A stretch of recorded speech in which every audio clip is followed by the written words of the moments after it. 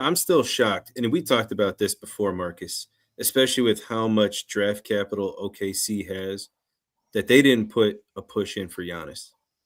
I Because I yeah, feel, and I just feel like just because they have the draft capital and to be able to do it and be like, hey, you know what, we could run, we can have a run for 2-3 years with you while you're still at your peak, and they really wouldn't be giving up, you know, that many assets because how many first round draft picks they have for the next exactly. years, They have you an know, abundance.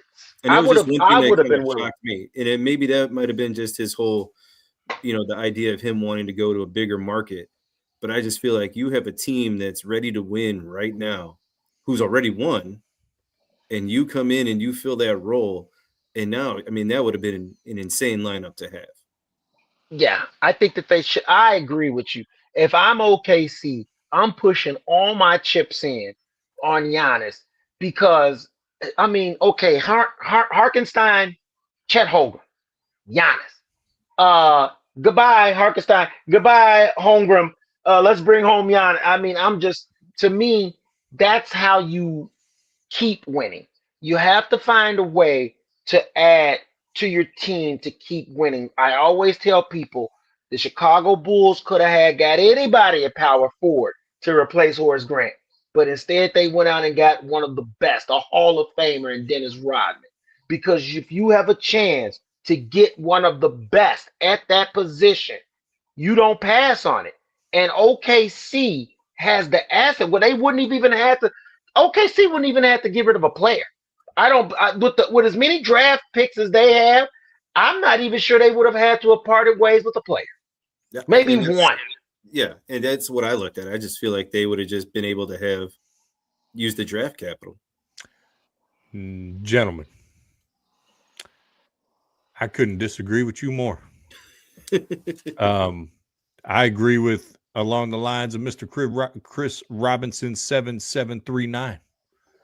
Giannis disrupts that, and you mentioned the Bulls example. The Bulls didn't make that change till after winning 3.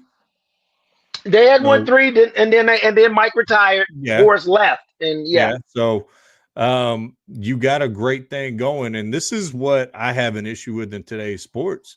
And I'm not saying it couldn't work, but you got something great. Why do you make a move just to make a move, a la what the Houston Rockets did with Kevin Durant?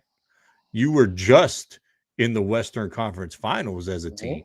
mm-hmm. And Jalen Green, a young, promising part of this core that you created, and you get to the playoffs. If you're OKC, nothing is forcing your hand.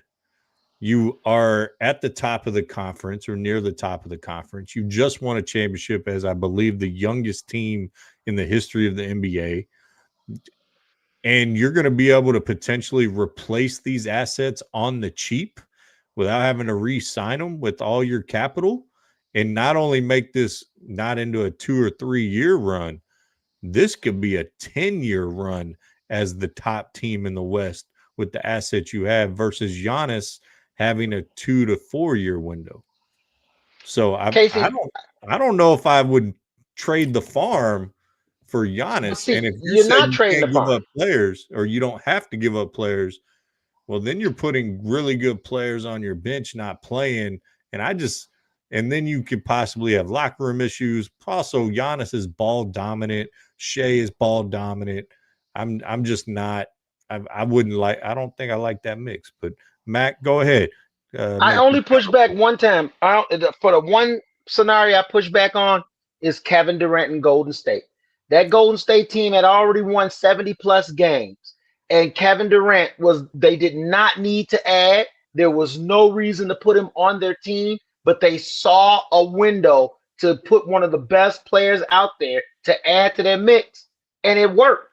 And yeah, him and Draymond broke down and got into it afterward. But they won 2 titles before that happened, and probably would have won a third if he hadn't blowed out his Achilles in that series against who was that, against Cleveland? And no, Toronto. He blew out his Achilles against Toronto. So I get what people say, but that was the same thing people said about Kevin Durant going to Golden State. He's gonna throw off the chemistry. He's ball dominant. It's not gonna work. There's too many mouths. Superstars find a way. That's the one thing I've learned. Just like in Miami, just when Dwayne Wade, LeBron James, and Chris Bosh came, superstars find a way. They do. And I just cannot believe that SGA, the Williams brothers, and Giannis would not have found a way to have dominated. I find that hard to believe, especially with them all being. You're talking about guys that are not ego guys. We're not. Since when has Giannis been an ego guy? Since when has Giannis not been a team player? Well, he's also never not been the guy on his team. Well, and you know, but then you talking about that, you put him on a team where he doesn't have to be the guy all the time. You know, I feel like that plays a point too, where it's like, hey man, I could come in and I could just do this, and then SGA has his day, I have my day, and we go and win championships. And I feel like when you look at that, you know, and that's how I looked at it, to where, you know what, now you have superstars who don't always have to be the guy. Now you have guys that can get it done. I just looked at it because I feel like, you know, they have the opportunity to really solidify like almost pretty much a super team without really giving up players. They have all those assets. I'm gonna say it like this and see if I can stick with me on this example, because I do agree with Chris Robinson again, who said KD fit the Golden State system. And but what I would say is, Giannis, to me, these are not the same type of players, but building a team around them is the same idea. Giannis and Allen Iverson. You had to build a team that fit Iverson. Yep. Okay. You have to build a team that fits Giannis and his skill set, because he's not a great outside shooter. He's an inside guy. He is a downhill monster. I mean, once he gets going, you can't stop. He takes one dribble and he's down the court, him and Wemby. So I just don't like the makeup of that team. You're right. Chemistry should happen, but it didn't happen with Kobe, Malone, Peyton, and Shaq. In the worst time too, in the finals of all the time to fall apart. You know, there's other super teams or stars. You know, it didn't work for the Rockets with Pippen, Barkley, and Olajuwon. You know, so it doesn't always work. But ultimately, we may never know. Obviously, it's complete theoretical. Well, because we know Giannis is not going to OKC, even in the All-Star. I don't even think that Giannis is leaving Milwaukee. You don't tweet out legends attract and don't chase if you're going to go chase. So, I would say that. But your point to the Spurs and Wemby originally that you start off with, Wemby, I like Wemby and Giannis's attitude. They don't want to join. They want to whoop your ass. You heard Anthony Edwards. I don't know if y'all talked about this already. Talk about Wemby came out playing hard. And that set the tone for the All-Star game. So someone had to do it, because it wasn't going to be the king. Okay. Wasn't going to be his people. But Wemby comes in there and he wants to beat you down. And I love it. And I'm a Maverick fan. I'm very happy that someone at the top level has that attitude. And to me, the biggest thing Wemby's has to battle is history. And that's big fellas and injuries, and being over 7'2". I mean, the dude is legit 7'6", but easily. But yeah, you mentioned he's putting together different parts of his game. What they've built in San Antonio with Wemby, Harper, Castle, those boys, they just let Chacon go. Like, that's how much talent they have on their roster. Love what they're building in San Antonio, and it's organic, just like OKC has. I don't think, just like I didn't think, because there's rumors about KD and the Spurs last year for the trade in the offseason. Outside of Golden State, when has KD ever got it done? He hasn't. Yep. So Exactly. talk about an ultimate Robin when it comes to KD. So I love what the Spurs are building. I think the Spurs have a legitimate chance to upset OKC in the playoffs. I think Denver has something to say about it as well with Jokic and those boys. So it's going to be a fun second half going into the playoffs. And Cooper Flag, Rookie of the Year. I'm going to stop there. Hey, actually, we're gonna go take a quick break, Casey. You want to stick with us when we come back from break? Because I want to talk to you about Cooper Flag and Oh, what your yeah. expectations are for him for I'll the second talk some half. Coop. All Let's right, do then it. we're gonna take a quick little 1 minute break, and we'll be right back to all of our fans and watchers and listeners out there.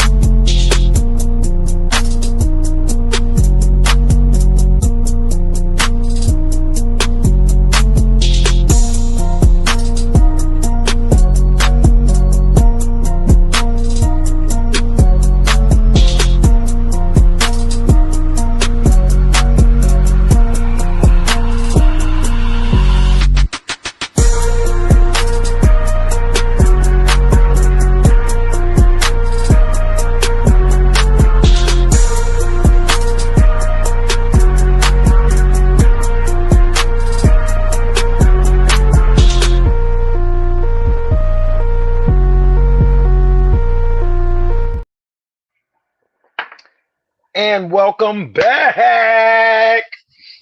It's time to kick off this second half, and we left off right before our quick little interlude. I wanted to get Casey's thoughts on Cooper Flag and what do you expect for him in the second half of the season.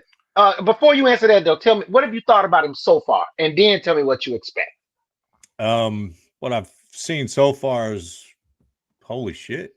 Like, Okay. way ahead of schedule. Yeah.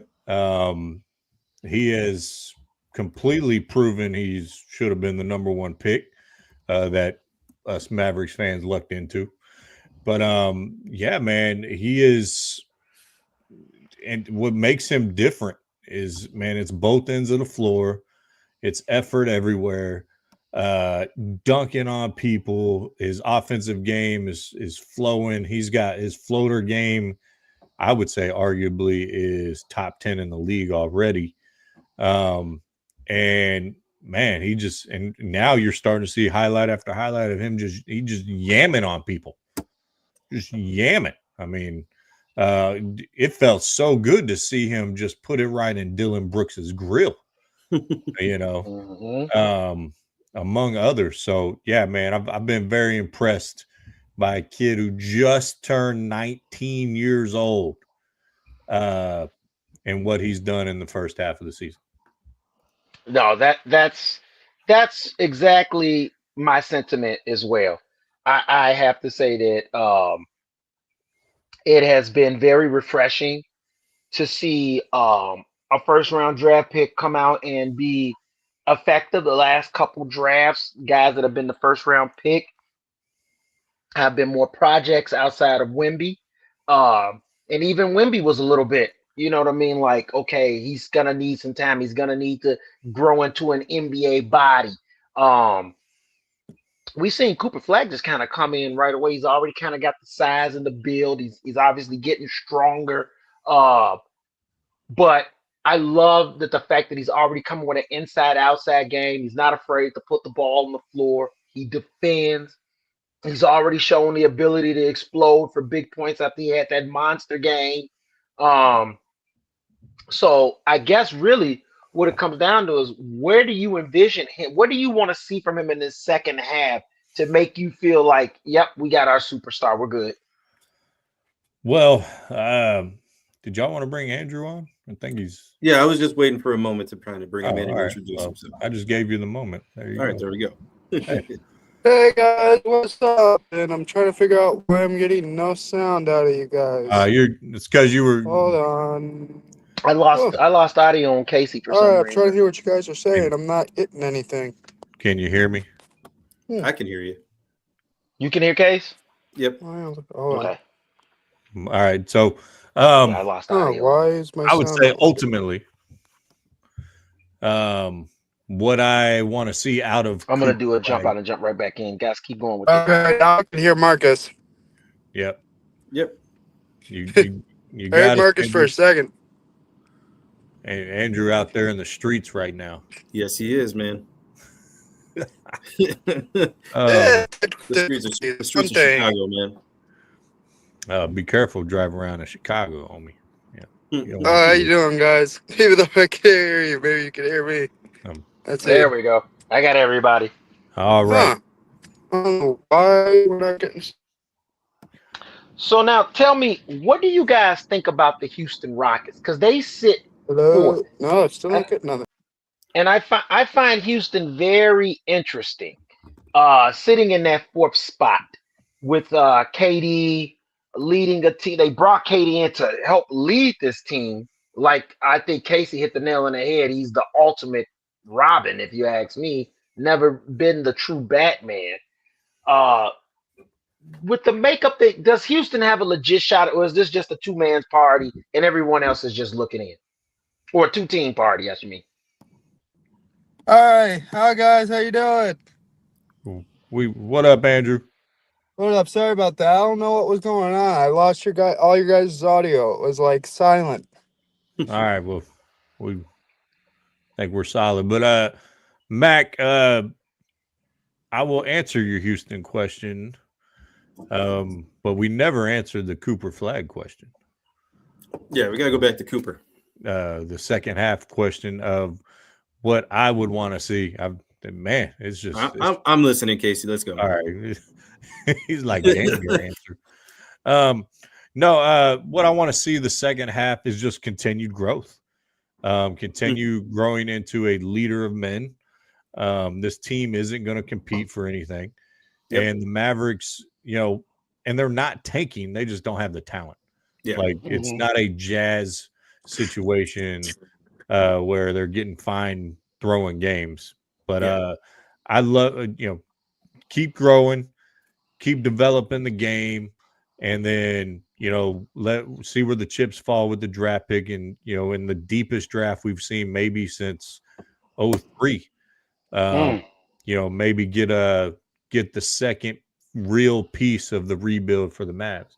The Houston question that Mac asked, I don't see them as a big time contender. When you have KD in any game, you have a chance. That team severely misses the influence and presence of Van Vliet, who got hurt right before the year. He was kind of the heart and pit bull of that team. Yeah. And ultimately, man, I think they hurt their team in the long run, giving up what they gave up for KD. And like I said earlier, when you build something organically, let it build, let it stew, as the kids would say, let them cook, and see what type of meal you get out of it. Yeah, I didn't agree with the trade for KD when it happened because the fact of what you had to give up to get him. I didn't think that KD at this point of his career garnered a young talent to be kicked off of a roster to try to see could he help us get over the top.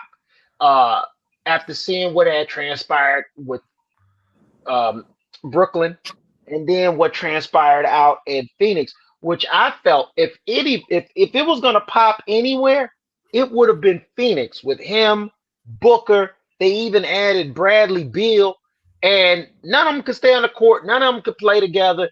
KD, they said he was one of the worst in the locker room, worst trying to lead a team, and then ultimately you trade him, and that's great. Houston gets thirsty. Houston really wants to try to get back to a title, but you reached on a paper thin champion. Kevin Durant is a paper champion. And I know he's the clapback king. I don't care if he comes and claps back at me because I got receipts. Please. See, I got receipts. People on Twitter, they love to clap at KD, and he claps back, and they don't have receipts. But I got receipts, okay? And I'm sorry, you had chances against Golden State when they were the 73 team before you left and joined their team. You had a chance to beat them. You had them on the ropes, and you couldn't put them out. You had a chance to beat Miami in the finals. You had them on the ropes. You couldn't put them out. KD, and once again, gets ready to try to make a move and with the Nets. Remember the game against Toronto? His foot steps on the line when he's shooting the three. You can't get it done. You get put out. All I'm saying is that there's been so many times, you know what I mean? And yet, some kind of a way, he still bamboozled Houston into giving away big key pieces to bring him in. And they're gonna, and I'm with you, kid. They're gonna fall flat on their faces once again, trying to depend on a paper champion. Don't forget Harden, Westbrook, and KD lost to the 2011 Mavericks as well. Yep. So, but Andrew, what do you hop in here, man? What do you think about the Rockets, big dog? I mean, honestly, I'm with Marcus on that one. I feel like, as he said, he kind of bamboozled, KD bamboozled them into giving up more than what they needed to get him. And, like Marcus said, he's tried to prove time and time again and tried to, get to that final step, and he just can't do it. So it begs the question, what can he bring to a team now if they thought it was this championship caliber player, but he hasn't been able to get there? I mean, it's one of those things that, yeah, like what are these teams signing at this point? Yeah, I get why they did it. I do. I mean, when you're trying to make that push, right? But sometimes you give up too much trying to take a big swing, and I think that's what Houston fell victim to. The team who I thought should have went and got KD is actually Cleveland. I think Cleveland with he didn't want to go there. Huh? He didn't want to go there. Well, I wouldn't really give two shits where you want to win or not. I mean, if you got Mobley, KD, and Mitch, and Mitchell, that's a good team. I'd rather have KD over James Harden. So. Yeah, it's better. Oh yeah, it's a big upgrade over James Harden in my book. So, yeah. Yeah, no, that's just a perfect breakdown right there, and I really like that. So I thank you for taking the time to break down some NBA with us. You want to stick around and do some NFL? Sure, look, man. All right, that's what I'm talking about. All I got on the dock, I got off the golf course about an hour and a half ago. Oh yeah, and I'm rocking and rolling. All I got is on the docket is to eat some pizza, take a shower, and do things I can't talk about on a YouTube. Copy you. Well, then let's get into it. Let's break down some NFL. Me and Cal said we're going to go by division. We're going to go by each division, and let's talk about what our expectations are. If we don't make it through the rest of this show, then we'll continue it going into next week. But I think we should be okay. And we'll start with the NFC East. And in the NFC East, we got Cowboys, we've got Eagles, we've got Giants, and who am I forgetting there from the East? Cowboys, Eagles, Giants, and the formerly known as the Redskins. Yeah, the Commanders. All right, so I'll kick it off real quick first, and then we'll just go around the horn. Obviously it's I think the Eagles were the first team in like the last 10-something years to win that division back to back. 20 to win it back to back? So I don't see them three-peating. Every team looks a little bit better already on paper. And obviously Jaden Daniels is coming back from Washington. He's going to be healthy. The Giants have signed a really good head coach. I think that they're going to really benefit from him and the draft picks they pick up. I'm going to go out on a limb, and I'm going to say this year, honestly, I don't think the Cowboys are going to – the Cowboys are more of a problem than I think they even realize. And I believe that the Giants have a real good chance at winning this division next year with John Harbaugh as their coach.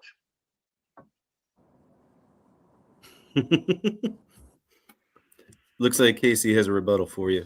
I'm just saying, man, that we know we know how the NFC goes. Look at how Washington did that 1 year before where they went from worst to first. You know what I mean? In the NFC East is always like just a wild crapshoot. I didn't know around the horn if we're going clockwise or counterclockwise. Yeah. No, you.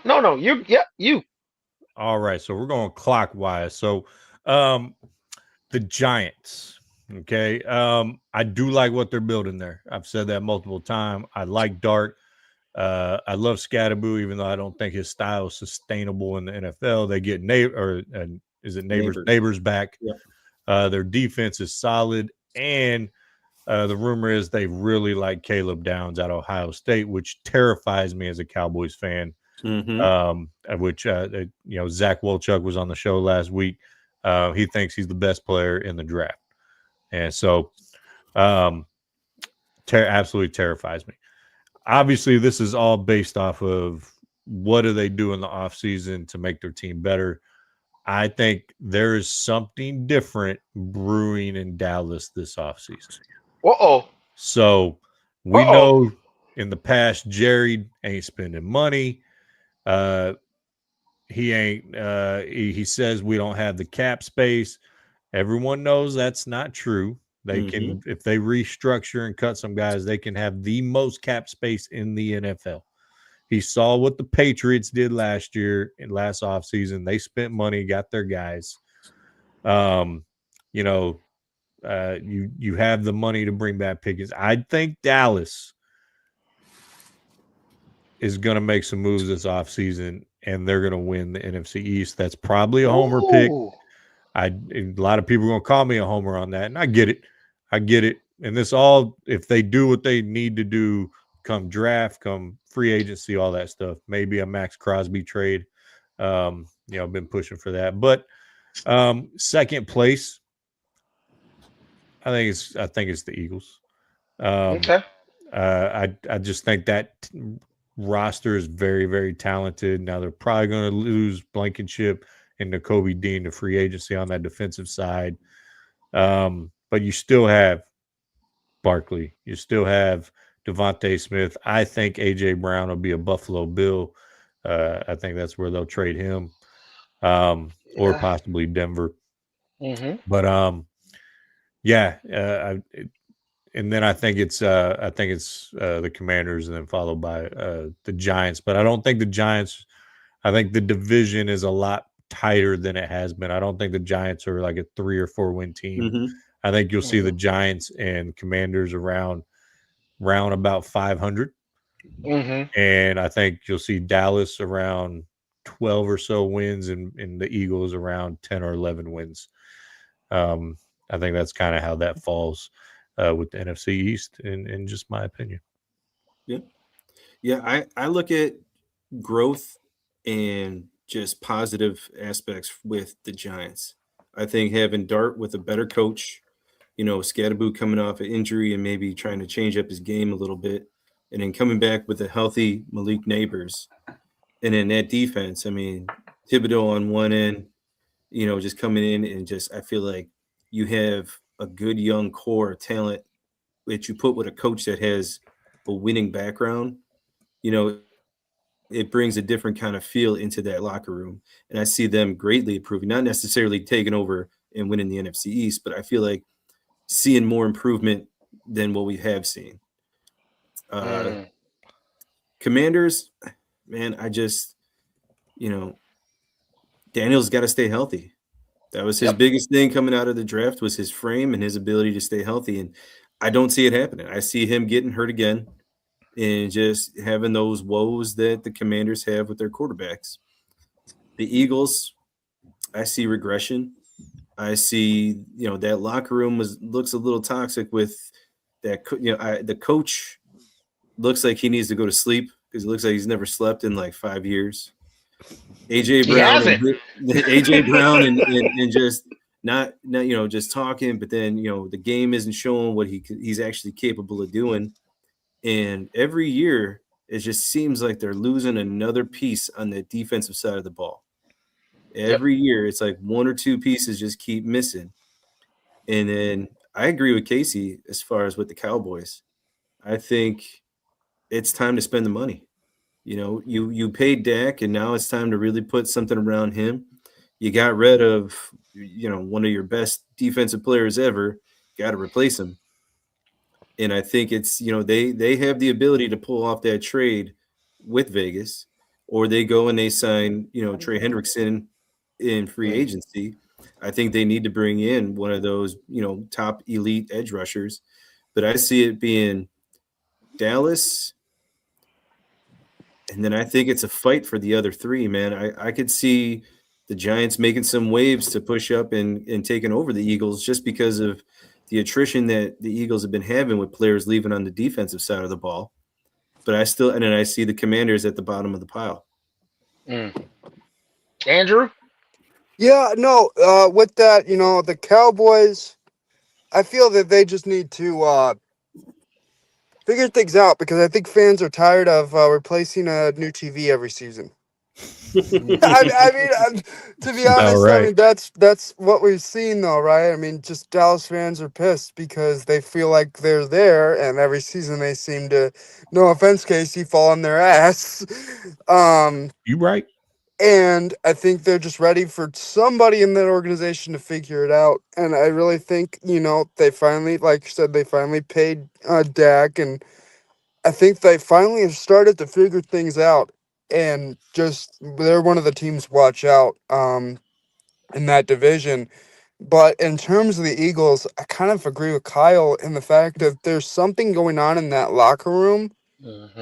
There's something's not clicking in there. Something needs to be figured out because when you come off of a Super Bowl winning season and then get knocked out as early in the playoffs as you do, as the Eagles did this year, I mean, something happened in the offseason. I don't know what it is with Philadelphia, but just something needs to get figured out over there. That locker room's got to Yeah. get worked out big time. And I feel like Yes. this season, the Eagles just did not look They didn't look like like the the Eagles Super that Bowl we were winners we expecting to saw. see. No, they did not. They didn't. They something. They had a disconnect, and I think that it's gonna carry over to next year. And I think it's gonna hurt them because we know those teams in the division are gonna get better. They're fighting to match the Eagles, and like you say, when the Eagles have lost, the other teams have been gaining. I want to switch it now to the NFC South, where we've got Atlanta, Tampa Bay, Carolina, and the Saints.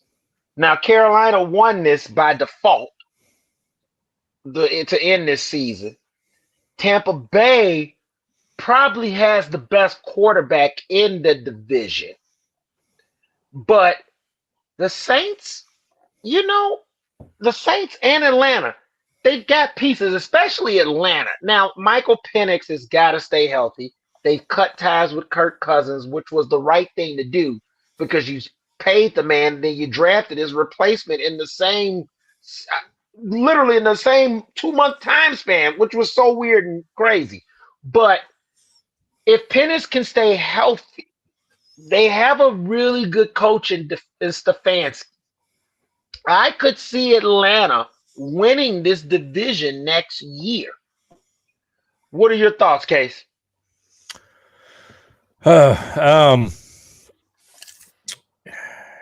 Yeah, I thought Atlanta was one of the most attractive coaching jobs there was, with a third of the league needing, having open coaches at one point, head coaching openings. Yeah, Atlanta has a lot of tools there. They need to revamp the defense a little bit. I do like what I've seen out of Drake London. Obviously, Bijan Robinson is just something different.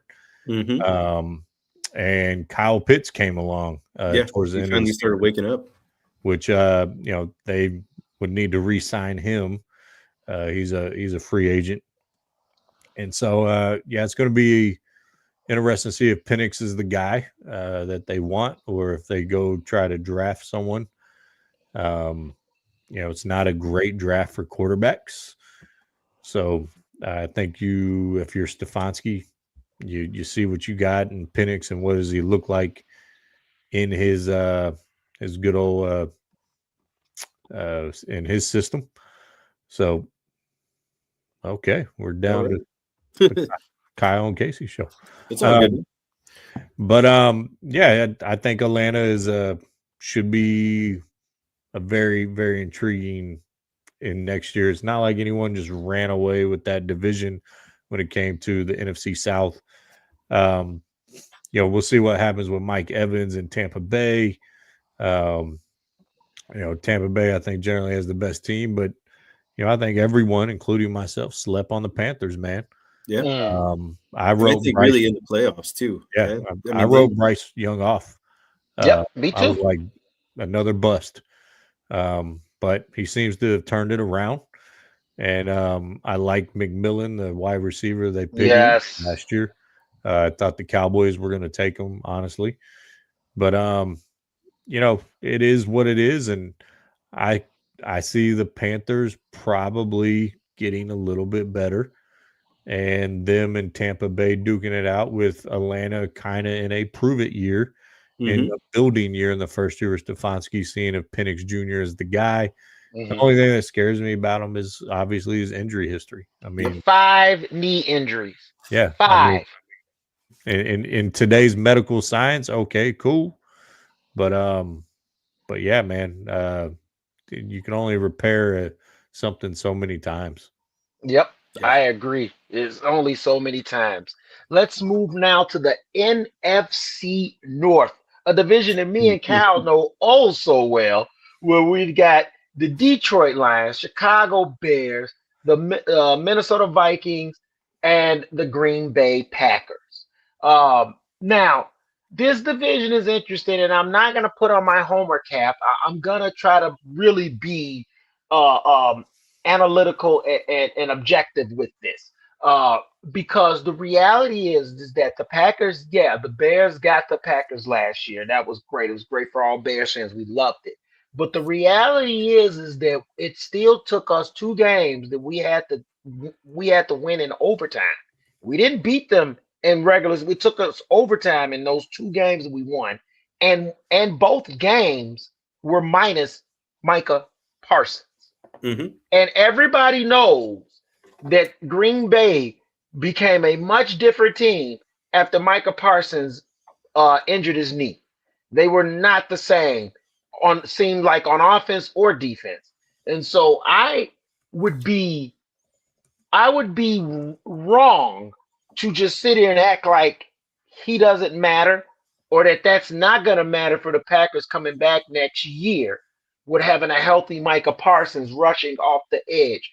I think that Green Bay is going to be very formidable. Now, like you said when we started this out talking about the NFC East, Casey, obviously off-season moves are going to play a big part in how all these teams come into the start of the season. But just seeing what they've got right now before free agency and the draft, and knowing what holes need to be filled, I'm not gonna pick my Bears, even though I'm a massive homer and I love the Bears. I'm not gonna pick them to win the division until they have to show me more on defense. Because right now, on paper, Green Bay has the best defense in the division when Micah Parsons returns. So I would still have to go with a healthy Micah Parsons, Green Bay, then Chicago, Detroit, followed by Minnesota, because I think that they made a massive mistake with JJ McCarthy. And I don't think that he's not ready this year, nor will he be ready next year. And if he is, shock me, prove me wrong, but I just don't see it. Well, first off, I'm going to address your commenter guy, Banchero for MVP. Are you out of your mind? They're 28-25 in the Eastern Conference. Give me a Who break said on that. this? And Oh, here, I'll put it up for you. yeah, put it up. Yeah, Put it who up. the heck said who Banchero? What? Yeah. Don't talk to that guy no more. I don't want to talk to him no more. That's Dalton. But I know that's Dalton first- Cooper. He loves it. yeah, and then it's hard to miss #1 overall picks. I'm sure he's talking about Cooper Flag, what I was talking about. Mhm. Does the name Anthony Bennett ring a bell? Kwame Yeah. Brown, Craig Oh, Oden, LaRue Martin, Michael oh, Olakandi. I mean, oh. come on. Did Oh, you did can you list say the number great? one. Did you say the great Kwame Brown? Yes, I did. So don't be coming at me between the benches podcast. By the way, we appreciate your comments. Come at Heck yeah, heck yeah. But you better come correct. Now let's get back to the NFC North as you were talking about. I couldn't hold my. I know you can't resist that. No, I'm glad you addressed that. Just what are you talking? Anyways, NFC North, man. I'm sorry, guys. I've said this multiple times. I'm never putting my belief in a quarterback who paints his nails. I'm just never going to do it. I'm just never going to do it. Bro, he's too good. I'm sorry. You better start loving them nails. You better start loving them nails. Hey, he's good, and he had one of the greatest throws in NFL history. I'm not going to knock him on that. But there's a team up there that I think is going to have a bounce back year next year. A lot of injuries the last 2 years. Man, he's going to have them biting people's kneecaps again. They're going to be scrapping. Campbell. I like Detroit, but I think it's going to be Detroit, Chicago at the top. You said Micah Parsons missed both games because he wasn't healthy. It's funny how Micah Parsons doesn't finish seasons. Yeah. Because, now you would know that. You would know that. Oh, I know. Oh, yeah. Dallas Cowboy City up in this room. And I love Micah and the impact he has on a defense. He just doesn't stay healthy throughout an entire season. And they're talking about going to an 18-game season. Come on. But at the end of the day, I think that might be top to bottom the most competitive best division in the NFL, to be honest. If JJ McCarthy can play at a better level, I do agree with you. You think the Vikings wish they'd had Sam Darnold back? You're damn right they do. Oh, yeah. You think Justin Jefferson is going to start making noise if JJ Yes, McCarthy he will. You're damn right he is. Mm-hmm. And at the end of the day, I think Justin Jefferson is going to be a great San Francisco 49er in 2 years. But that's just a random take, by the way. But, man, it's a great division. Chicago got it right with Ben Johnson. Great hire. I think he is top 3 offensive mind in the NFL without a doubt. I wanted Dallas to hire him 100%. So Chicago finally got one right. Y'all finally got a quarterback. But I think it's Detroit. They get healthy. Chicago battling out at the top with Green Bay kind of lurking because I just think Jordan Love is too inconsistent as well. Yeah, he is. Yes. So, Kyle, I relinquish the mic to you, good sir. Well, I am happy that we gave you Eberflus for that little bit, so you could have a taste of what we had to deal with. We got rid of his ass. So did we. Eberflus. I agree with you. A healthy Detroit is the best team on paper in that division, and I think bringing in a different kind of help with coaching can get that team back on top. The Bears, this draft needs to be heavy on the defensive side of the ball. I don't necessarily think that trading DJ Moore for Crosby is the plan or the best idea.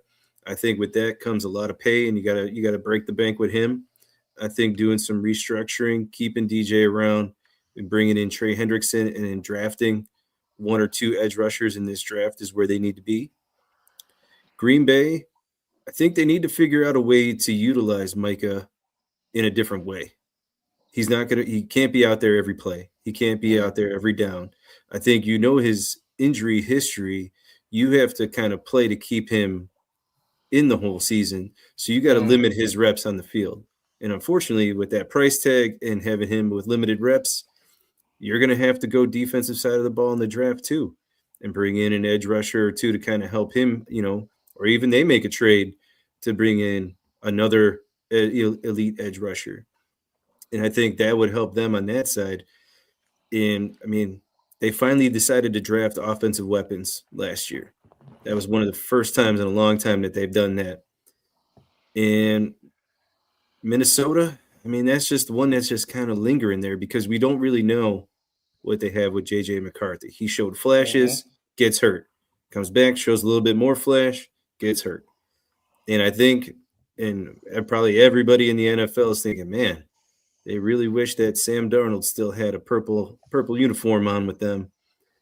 And I think it's Detroit, Chicago, Green Bay, Minnesota. Solid. Yeah, solid. And then our last one that we're going to round out with before we wrap up the show, the NFC West, which produced our Super Bowl champion, which probably would have produced our Super Bowl champion had it been the Rams or the Seahawks. This division, now, the NFC North may be the toughest division, but that's only because the NFC West has the Cardinals.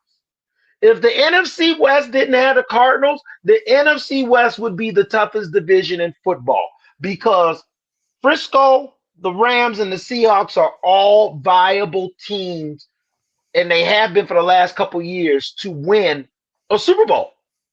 And what the Rams and the 49ers alone in the last 6 years have been in there. I know 49ers have been twice with Kyle Shanahan. McVay's been there twice. Now the new coach has been there once. So they've already got 5 Super Bowl appearances out of the coaches in that division right now, with 2 of them winning rings. So, the Cardinals are obviously a dumpster fire. They don't know what they're going to do with Kyler Murray, whether they're going to keep him or they're going to let him go. So we know they're finishing dead last. That without saying. But I would not be shocked if some kind of a miracle way San Francisco got healthy, because John Lynch was even challenged by the media where they were like, what's going on in Frisco? Why do you guys constantly have so many injuries? Like, they were literally asking him to even looking into the drinking water. Like they're like, Frisco is starting to get desperate to try to figure out why they have so many injuries year after year. If Frisco can get healthy, Kyle Shanahan's such a great coach, I think that Frisco could win that division next year.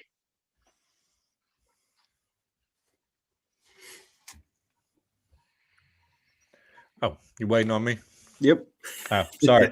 I was just doing some research on the Rams, but I also want to follow up the number 1 pick bust thing, round 2. Okay. Purvis Ellison, Markel Fultz, Yes. Andre Gargani, Yes. DeAndre Ayton, and Ben Simmons. Okay. Bam! Okay. All right. I just want to follow that up. All right. Now, I want you to listen to these numbers: 30, 34, 38, 35, 33, 33, 32. Those are offensive ages of Rams players. So now Stafford, league MVP, he was 37, or he's 38 years old, going to be 39. At what point does his back catch up to him? Hope it doesn't happen. Was super happy for his MVP. I think that put him into the Hall of Fame ultimately. And, but you do have, I didn't get a chance to the defensive side. I think the defensive side of the ball is a little bit younger.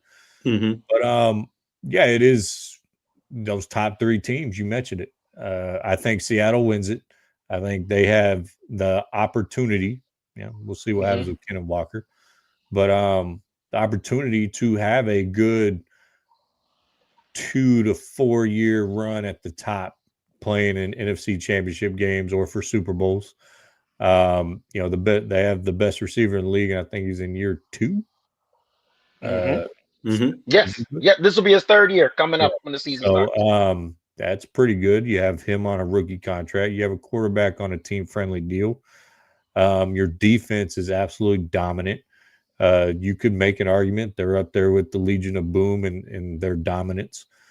just in a different way. And what Kyle Shanahan does in San Francisco is incredible. Yeah. With all the injuries he continually has, and he has them playing at a high level. When you saw Werner go down, what was the tight end's name? Kittle. Kittle goes down. Purdy goes down. I think McCafferty missed some time. Trent Williams. Pearsall went down for a while too. Brandon Ayuk. Well, he'll never wear a 49ers jersey. 49ers again. But all these guys they were counting on it. Mac Jones comes in, I think goes 4-1 as a starter. Probably, if you want to fix your career as a quarterback, you go to San Francisco. Yep. Ain't that the truth? Darnold did it. Mayfield did it. Ain't that the truth? It's just one of those things, man. Those three teams are elite. And then, you have the Cardinals, which I think Kyler Murray may end up being a New York Jet. Don't count out the Minnesota Vikings. I think they view that as a downgrade. I just if they do that, I think they've admitted that they've made a mistake. And then people get fired when you make that admission. So the GM already got fired. Well, there you go, I guess. So I mean, if new GM, if he's not a huge fan of McConnell, which I think he's a great coach. Oh yeah. Yep. So we'll see what happens there. But yeah, that's a great division. It's going to be fun to watch those three teams beat the hell out of each other. And I think just like aging teams and teams who have injury histories, that's going to play a huge factor. Yep. And Seattle doesn't necessarily have that. So I think Seattle wins it. I think they will be in the NFC Championship game next year and lose to my Cowboys. All right. That's a 100% homer call. Oh yeah, big time. Homer. Hey, for me, I see Seattle at the top. I think they need to bring back Kenneth Walker. I think that's 100% a priority for the offseason. But most of their defense is solidified with, younger, earlier contracts that are still in play. And, I think that Sam Darnold, past couple of years, except for last year or, the year in Minnesota in the playoffs, shows what he's capable of doing. No Scooby-Doo. I think having that tour around the NFL and being around different coaches and in different locker rooms really woke something up and put him in the right spot to where he needs to be. And it takes time with some guys, some guys need to go and find other places and see what's going on before it clicks. San Francisco, they just need to stay healthy. I think you need to have a couple complementary pieces for CMC specifically, because you got to give that guy a break. Those wheels have been churning for ever since those Carolina days, where he's just before that, back to college. Yeah. And I love George Kittle, but they need to find another tight end in that group too. And Purdy's proven for the most part, he's not Mr. Irrelevant, but he needs to stay healthy too. And I think you need to start trying to find your Trent Williams replacement. I think that dude can't keep doing this forever, and then you got Fred Warner coming back. I love him on the defensive side of the ball. The Rams, they got to draft a quarterback in this year or next year and have somebody learn under Stafford. I think that should be a key piece, because I don't see any of their backups capable of, taking over the reins of the ship. And I think you have to bring in another wide receiver. Devontae Adams can't stay healthy, and he proved that in these playoffs. Puka's doing good, but there was points in these playoffs where Puka had stone hands. That game in Carolina, he blew him up in the first half, and in the second half, I don't think he had a catch. I think he dropped everything that was thrown to him in the second half. And Arizona, send them down to Division I college. Yep. Bring somebody, bring a team up, demote them and promote. Promote Georgia and put them in the NFC West. I think that would be more competitive than what the Arizona Cardinals put out there. Yes, indeed, I agree.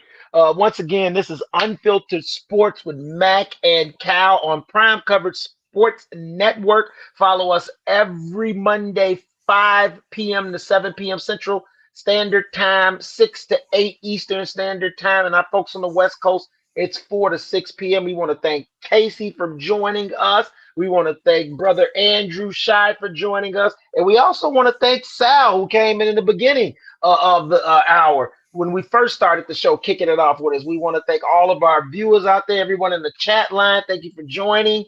And we hope to see you guys once again next week. Don't forget to check out all the shows this week on Prime Coverage Sports Network. We got a hot lineup coming. We got Casey. You'll be there on Wednesday, correct, my brother? Yes, sir. 7 p.m. Yes, Central sir. Standard Time. Me and the old man. Don't miss it. It's must-watch TV here on Damn Prime right it Coverage is. Sports Network. This is Unfiltered. We're out. Peace. Yeah, hey, drop.